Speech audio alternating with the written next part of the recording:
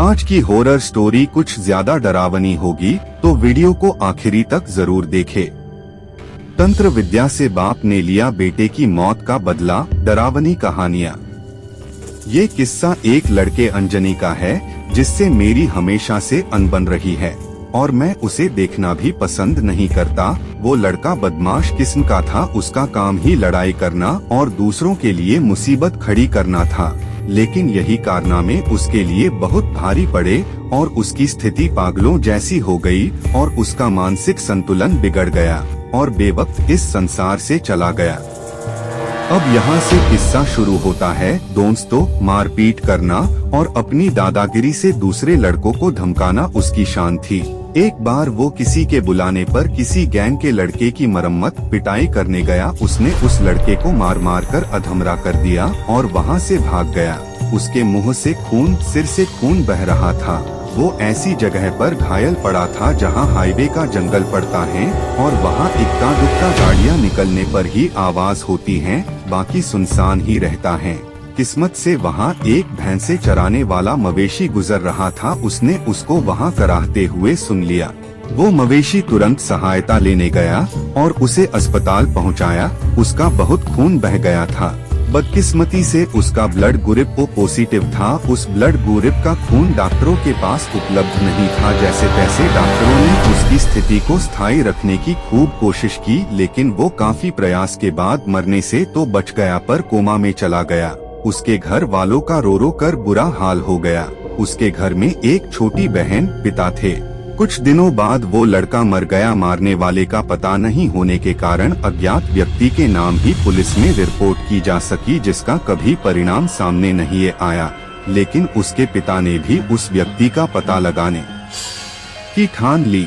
दोस्तों, किस्से के इस मोड़ पर रुककर मैं आपको यह बताना चाहता हूँ, उस लड़के के पिता ने अपने गुरु से कुछ मंत्रों की साधनाएं सिद्ध कर रखी थी, पर गुरु के आदेशानुसार वो इसका उपयोग गुप्त रूप से दूसरों की भलाई में ही कर सकता था और इस चीज का पता न तो उसकी पत्नी को था जो कि मर चुकी थी और न ही उसके बेटी को था। ये मंत्रों में इतनी ताकत थी कि जितने विश्वास और एकाग्रता से इसका उपयोग किया जाए उतनी ही दूरी तक इसके घातक परिणाम देखने को मिल जाते थे।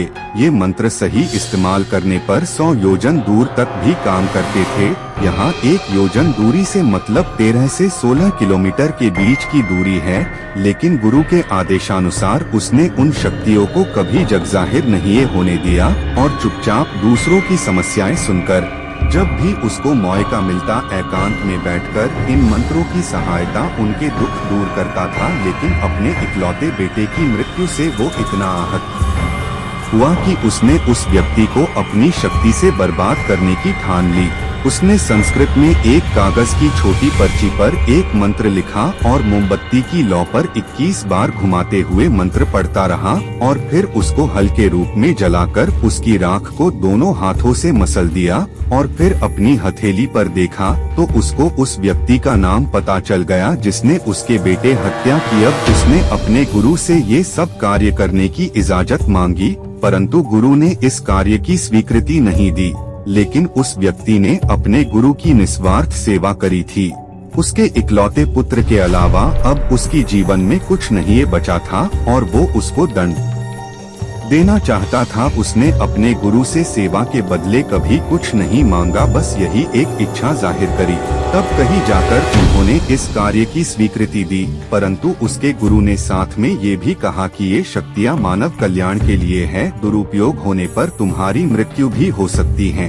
क्या है कि जिस व्यक्ति पर तुम इसका प्रयोग करोगे अगर वो इस दुनिया में ही नहीं है तो यही मंत्र तुम्हारे पास ही लौट कर आएगा। फिर तुम्हारी मृत्यु को मैं तो क्या कोई भी नहीं ये टाल पाएगा। उस व्यक्ति ने गुरु की बात सहर्ष स्वीकार कर लिया और मंत्र का प्रयोग कर दिया। ऐसा करते ही उस लड़के उर्फ अंजनी के मुख से खून निकलने लग गया, मुंह से झाग आने लग गए और वो इधर उधर पलटी खाने लग गया। उसे अस्पताल ले गए। बड़ी मुश्किल से स्थिति पर डॉक्टरों ने उस पर काबू पाया, लेकिन ये तो केवल शुरुआत थी। इस मंत्र को 7 दिनों तक करना होता है। जैसे जैसे मंत्र के दिन बढ़ते हैं वैसे वैसे ही व्यक्ति काल के मुंह जाता रहता है और उसकी मानसिक स्थिति बिगड़ती गई। और वो पागल हो गया। कभी वो दूसरों को मारने दौड़ता तो कभी दीवारों से अपना सिर टकराता, और आखिर में मंत्र का 7वां दिन समाप्त होने को आया। तब करीब शाम के समय की ही घटना है, जब इसी तरह पागलों जैसी हरकतें कर रहा था और अपनी माँ की तरफ बढ़ रहा था। तभी वो अचानक से ही अपने आप ही जमीन से 3 इंच ऊपर उठा और दाएं से बाएं तरफ 3 बार गोल घुमा और उसकी गर्दन झटके से बाईं तरफ मुड़ गई। ऐसा लगा जैसे उसकी गर्दन किसी ने चटका दी हो। ये बात सुनकर लोगों का ऐसा मानना था किसी ने इसके उसके ऊपर मारण, उच्चाटन, मुठ फेरनी क्रिया का प्रयोग किया है, जिससे उसकी ये स्थिति हो गई। अंजनी के साथियों को इस बात का पता था कि उसने ही उस लड़के को मारा था, इसलिए वो चुप ही रहे। उन्हें डर सताने लगा कि कहीं उनका नाम सामने आ गया तो उनकी भी यही हालत ना हो जाए। इस घटना से यह बात तो सही है, जो व्यक्ति बिना वजह ताकत का गलत इस्तेमाल दूसरों को सताने में करता है, उसको भी सजा भुगतनी ही पड़ती है।